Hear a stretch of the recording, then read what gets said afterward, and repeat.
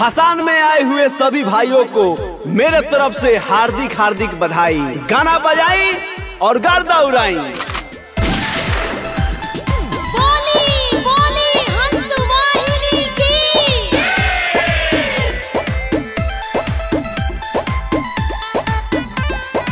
Music by Abhishek Gupta. सबसे पहले होई रंगदार के भाषण हो, सबसे पहले होई रंगदार के भाषण हो। जदि केहू बोली तो ले हम जान हो, जदि केहू बोली तो ले हम जान हो।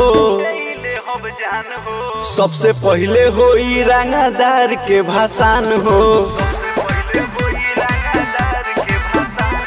सबसे पहले होई रंगदार के भाषण हो।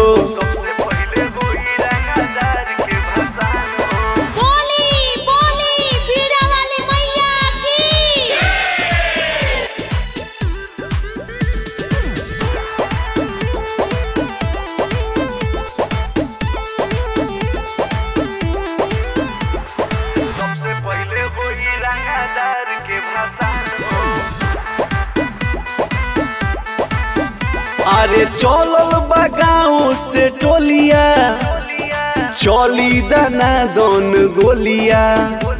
सब भाई बानी जा साथ में, बोली न केहू आज रात में।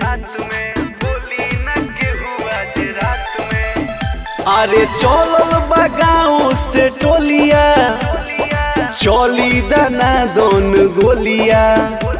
सब भाई बानी जा साथ में, बोली न केहू आज रात में। सबसे पहले होई रंगदार के भाषण हो,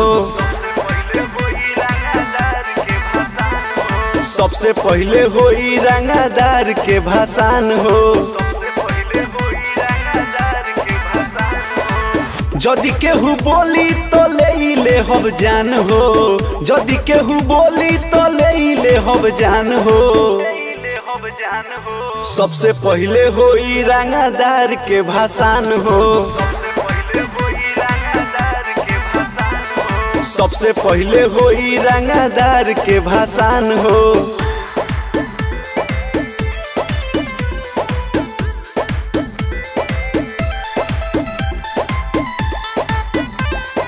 म्यूजिक बाय अभिषेक गुप्ता।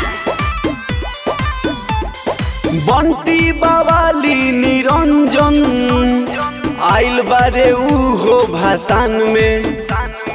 बड़ी भीड़ लागेला हवा, नाचेला सबके हुसान में।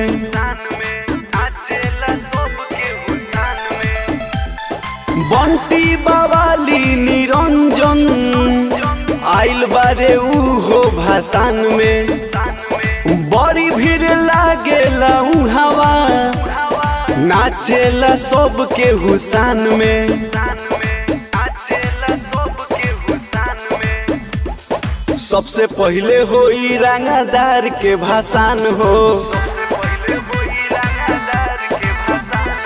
सबसे पहले होई रंगदार के भाषण हो।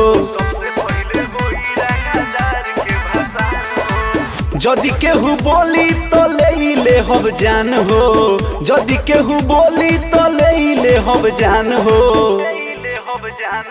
सबसे पहले होई रंगदार के भाषण हो, सबसे पहले होई रंगदार के भाषण हो।